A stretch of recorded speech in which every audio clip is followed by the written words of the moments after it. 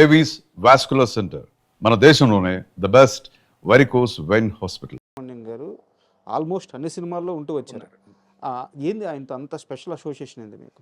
అంటే నాకు ఆయన టైమింగ్ ఇష్టం అండి. నాకు ఆయన టైమింగ్ చాలా ఇష్టం. నేనన్నా ఆయనకి చాలా చాలా ఇష్టం. ఇంకా అంతే, ఆ రెండే. నేను ఫస్ట్ స్క్రిప్ట్ దశలోనే ఆయన్ని అనుకునేవాడిని. స్క్రిప్ట్ దశలోనే ఓకే, పలానా ఈ మామయ్య క్యారెక్టరు, ఇది ధర్మ సుబ్రహ్మణ్యం గారు అనుకొని దాని తర్వాత రాసుకునేవాళ్ళు. ఆయన్ని దృష్టిలో పెట్టుకునే ఈ డైలాగ్ ఈయనైతే ఎలా చెప్తాడు అనే దృష్టిలో పెట్టుకునే రాసుకునేవాళ్ళం. అప్పుడు దాదాపు ఎక్కువ మంది ఆర్టిస్టులు అంతేనండి. ఇప్పుడు ఎంఎస్ గారు కానీ, బ్రహ్మానందం గారు కానీ, లేకపోతే ధర్మ సుబ్రహ్మణ్యం గారు కానీ, వేణుమాధవ్ కానీ, వీళ్ళందరినీ మనం క్యారెక్టర్లు వీళ్ళు అనుకున్న తర్వాత మనకు ఆ సీన్స్ కూడా మనం ఈజీగా రాసుకునేవాళ్ళం. ఒక ఆర్టిస్ట్కి ఆల్రెడీ ముందే రాసేసుకుంటే, వాళ్ళ పేరు అనుకొని రాసుకుంటే మంచి టైమింగ్ దొరకద్ది. సో ఆ ఫ్లోలో మేము రాసేసుకోవచ్చు అని చెప్పారు. సో నాకు అది లీలామహల్ సెంటర్ చూస్తున్నప్పుడు అర్థమైంది సార్. అంటే ధర్మవరపు సుబ్రహ్మణ్యం గారి కెరీర్ అంతా ఆయన అద్భుతమైన పాత్రలు చేశారు, కానీ దాంట్లో గెటపులు ఉంటాయి లీలామహల్ సెంటర్లో.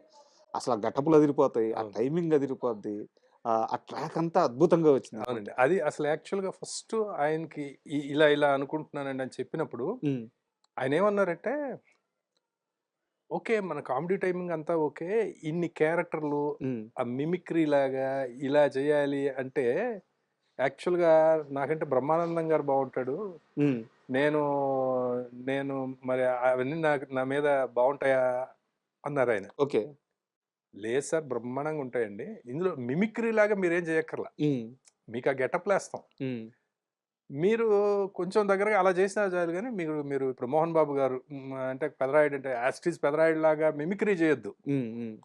ఆ ఫీలింగ్ ఏంటంటే ఆ క్యారెక్టర్లన్నీ మీరు వేయాల్సినవి అని మీ ఫీలింగ్, అంతే, మీరు ఎలా చేస్తారో అలాగే చేయండి అని చెప్పి అయితే అలాగే అని చెప్పి చేశారు, అద్భుతంగా చేశారు. చూసుకున్న తర్వాత ఆయన రియాక్షన్ ఏంటి? అది నీకు చాలా ఇష్టం అండి, చాలా చాలా ఇష్టపడ్డారు, అన్నీ చాలా బాగున్నాయి అని చెప్పారు. దానికి మన ఒకరోజు ఎంఎస్ గారు వచ్చారు ఒక సీన్ కోసం. యాక్చువల్గా థియేటర్లో సినిమా చూస్తుంటే పెదరాయుడు గెటప్లో సమోసా ఏదో ఇచ్చి బట్టలన్నీ తీసుకుని వెళ్ళిపోతాడు కదా, ఆ సీను ఒకటి చేసిన తర్వాత ఎంఎస్ గారు అన్నారు,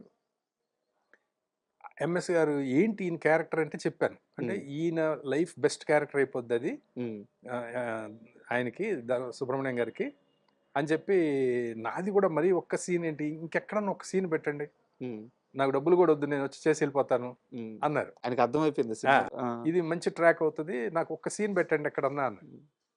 అది షూటింగ్ జరుగుతున్నప్పుడే నాకు అప్పటికప్పుడు ఒక థాట్ వచ్చింది, దీన్ని మనం క్లైమాక్స్లో ఎండ్లో పెడితే ఎలా ఉంటుంది, ఈయన మళ్ళీ వచ్చినట్టుగా అని చెప్పి అప్పటికప్పుడు అనుకొని ఆయన షూటింగ్ ప్యాకప్ అయ్యి వెళ్ళేలోపే ఇంకో సీన్ చెప్పాను అనమాట. ఓకే, సినిమా చివర్లో అంత సుఖాంతం అయిపోయిన తర్వాత ఆయన అడవి దొంగ గెటప్లో, అంటే ఒకటే ఉంటది కదా, ఆయన అడవి దొంగ గెటప్లో వస్తే ఈయన మళ్ళీ వచ్చాడు అక్కడికి, వచ్చి ఈ గెటప్ నీకంటే అంటే ఒరే నువ్వు వాడివే కదా అని చెప్పి పరిగెడుతుంటే దాని మీద సినిమా ఏం చేద్దామని చెప్పి అప్పటికప్పుడే చెప్పాను అనమాట. ఓకే, ఇలా చేద్దాము అంటే చాలా బాగుంది అని తర్వాత వచ్చి చేసి వెళ్ళారు ఆయన ఎంఎస్ గారు.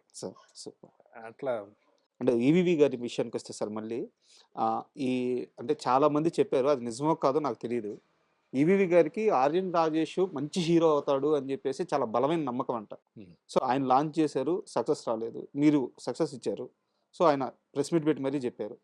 సో ఆ కొడుకు మీద ఎందుకు ఆయనకు అంత నమ్మకం? అంటే ప్రతి కొడుకు మీద ఉంటది, బట్ ఇద్దరిలో ఈ కొడుకు పెద్ద హీరో అవుతాడు ఎందుకు అంత బలంగా? అంటే ఒకటి సార్, ఇప్పుడు స్క్రీన్ కి నిజం చెప్పాలంటే ఆయన అందగాడు కదా. కరెక్ట్, ఆర్యన్ రాజేష్ చాలా అందగాడు, చాలా ఫ్రెష్ ఉంటుంది, హైట్, ఇద్దరు హైటే, రాజేష్ నరేష్ ఇద్దరు మంచి హైట్, మంచి ఫిగర్ బాగుంటది. బట్ ఆయన హీరోని చేయాలనుకున్నారు. బేసిక్ గా ఈయన ఏంటంటే, ఈయన నరేష్ డైరెక్టర్ అవ్వాలనే కోరిక ఉంది అప్పటికే ఉండడం వల్ల ఆయన అలా అనుకుని ఉంటారు, ఏది రాజేష్ ని హీరోని చేయాలి అనేది అనుకుని ఉంటారు. ఆ తర్వాత ఏంటంటే సక్సెస్ అనేది అది కుదరడం సార్.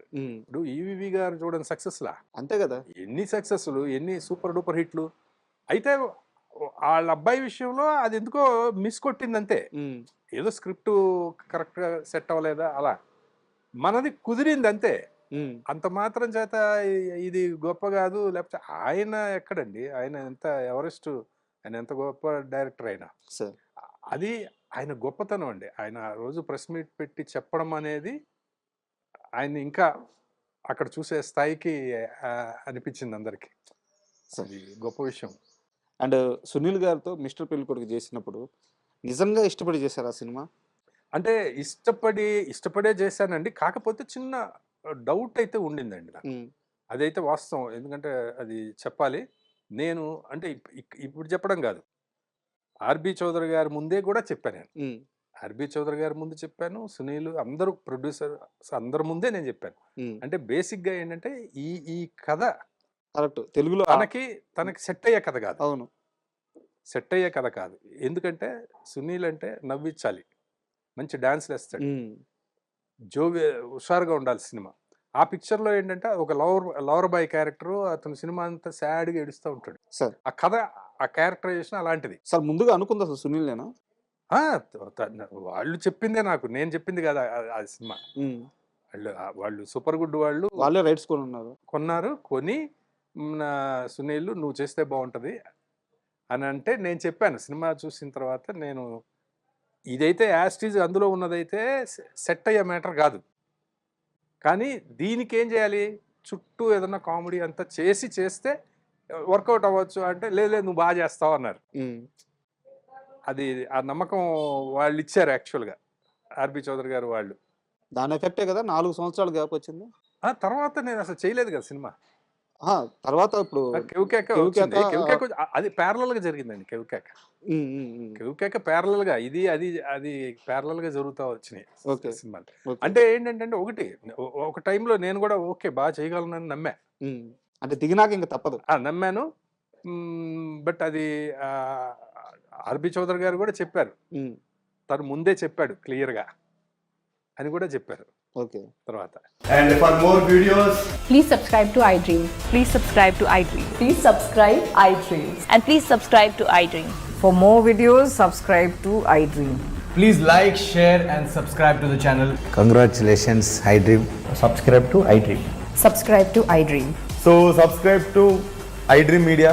iDream team అందరికి huge congratulations. Please subscribe iDream Media. Please subscribe to iDream. Subscribe iDream. Please subscribe to iDream. iDream అంటే నా కళల ఛానల్ను సబ్స్క్రైబ్ చేసుకున్న నోరు తిరుగుతలేదు, మీరైతే గంట గుర్తు కొట్టండి. For more such videos, please subscribe to iDream. Subscribe to iDream. Please subscribe to iDream. Please subscribe iDream Media. Please do subscribe to iDream. Please subscribe to iDream Media. For best entertainment and information, please subscribe iDream. And don't forget to subscribe to iDream. డైరెక్టర్స్తో కానీ ప్రొడ్యూసర్తో కానీ కో డైరెక్టర్లు మీతో పాటు పనిచేసిన వాళ్ళు చాలామంది మళ్ళీ పెద్ద పెద్ద డైరెక్టర్లు అయ్యారు. సో ఒక ఇండస్ట్రీ మొత్తాన్ని నేను ఒకసారి చూసినట్టయింది వర్చువల్గా. ఇండస్ట్రీలో మీకు ఫ్యాన్ మూమెంట్ ఉంటుంది కదా ఎవరో ఒకరితో, మీ గురువు గారితో కానీ, ఇంకో హీరోతో కానీ, ఒక ప్రొడ్యూసర్తో కానీ, ఒక హీరోయిన్తో కానీ ఒక ఫ్యాన్ మూమెంట్ షేర్ చేసుకోండి, మనం ఇంటర్వ్యూలోకి వెళ్దాం. నేను చిన్నప్పుడు స్కూల్ స్టేజ్లో అంతా కూడా నేను సూపర్ స్టార్ కృష్ణ గారి ఫ్యాన్ సార్. సత్తెనపల్లి అనే ఊర్లో నేను 10th క్లాస్ వరకు చదివాను. అప్పుడు వెళ్ళి మన ఆయన బొమ్మలు గీసి థియేటర్లో పెట్టడం ఇవన్నీ చేసేవాళ్ళం అనమాట. దొంగోడు వచ్చాడు అనే సినిమా ఆయనతో వర్క్ చేసే అవకాశం కలిగింది, గురువు గారిది. అప్పుడు కూడా ఆయన వస్తే అలా చూస్తూ ఉండిపోయేవాడిని అనమాట. కృష్ణ గారు ఎంత అందగాడో తెలుసు కదా, చాలా అందగాడు కదా ఆయన. ఆయన సెట్లోకి రాగానే అలాగా ఫ్రీజ్ అయిపోయి చూస్తూ ఉండేవాడిని అనమాట. ఆ సినిమాలోనే నేను చాలా అసిస్టెంట్ డైరెక్టర్ అయినా కూడా నన్ను వెళ్ళి డైలాగ్ చెప్పమనేవాళ్ళు కృష్ణ గారికి. నేను వెళ్ళి ఆయనకి డైలాగ్ చెప్పేవాడిని. అవన్నీ కూడా చాలా బాగుండేవండి. అంటే మీకు కృష్ణ గారు ఎంత ఇష్టమో చాలా ఇంటర్వ్యూలో చెప్పారు. సో కాబట్టి అడుగుతున్నాను, ఫస్ట్ టైం కృష్ణ గారితో మీరు మాట్లాడిన మాట ఏంటి, ఆ సందర్భం ఏంటి? అంటే అప్పుడు పెద్దగా మాట్లాడే అవకాశం అంటే డైలాగ్ చెప్పడం లేదు, షార్ట్ రెడీ చెప్పడం అంతే ఉండేది. ఆయన ఏం మాట్లాడుతున్నా కూడా అలా నుంచొని వినేవాడిని అండి పక్కన, అంతే. కానీ ఒకసారి ఫస్ట్ నేను మీకు చిన్న వయసులో మీకు పెద్ద ఫ్యాన్ సార్ అని చెప్పిన సందర్భం ఏంటంటే గూఢచారి 117 అని ఒక పిక్చర్ షూటింగ్. అది ఇక్కడ హైదరాబాద్లో మన బేగంపేట ఎయిర్పోర్ట్లో షూటింగ్ అనమాట. అందులో ఒక ఫ్లైట్ హైజాకింగ్ సీన్స్ అన్నీ ఉంటాయి అందులో.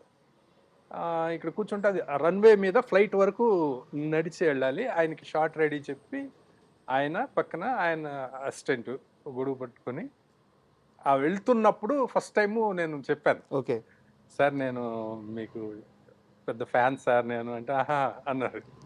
అదని మళ్ళీ ఆ ఘరానా దొంగ సినిమాలో లాగా పాటలు ఉండాలి సార్, ఊరికి మునగాళ్ళలో పాటలు ఉండాలి సార్, ఆయన వింటున్నారు కదా అని తెగ చెప్పేశాను.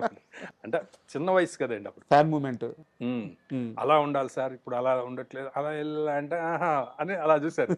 అది చూసి ఊరికి మునగాడు ఆ పాటల సందర్భం వచ్చినప్పుడు ఆ ఊరికి మునగాళ్ళలో తెల్ల చీర అని ఒక సాంగ్ ఉంటుంది, ఇదిగో తెల్ల చీర. ఆ సాంగ్ ఎంత టైంలో తీసామో తెలుసా అన్నారు. ఏం సార్ అంటే రామచంద్రపురంలో అది ఒక ఇంట్లో 1.5 night తీసాము. ఒక నైటే, ఒక నైట్లో తీసాము అది పాట మొత్తం. అది ఎంత పెద్ద హిట్ అయిందో తెలుసా, ఇప్పుడు అనవసరంగా 3-4 రోజులు తీస్తున్నారు అని అన్నారు ఆయన. అప్పటికి కృష్ణ గారి సాంగ్ 1.5 days చేసేవాళ్ళు అండి. ఆ సాంగ్ వన్ నైట్లో, ఒక నైట్లో చేసిన పాట అట అది. నైట్ మొదలుపెట్టి తెల్లవారేటప్పటికి పాట షూటింగ్ అయిపోయింది. మామూలు విషయం కాదు కదా ఒక పాట ఒక నైట్లో అంటే. అప్పుడు ఆయన చెప్తేనే తెలిసిందండి నాకు ఆ విషయం. ఓకే అన్న తర్వాత ఫ్లైట్ దగ్గరికి వెళ్ళిన తర్వాత డైరెక్టర్ గారు అందరు ఉన్నారు. అప్పుడు రామకృష్ణ గారు మీ వాడు నా ఫ్యాన్ అంట అది ఇది అని చెప్పారు. ఎలా చెప్పారు ఆయన స్టైల్లో చెప్పండి సార్ అని అన్నారు.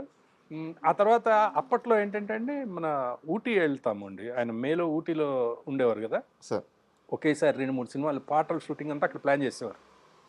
3 రోజుల్లో 2 పాటలు అయిపోయాయండి.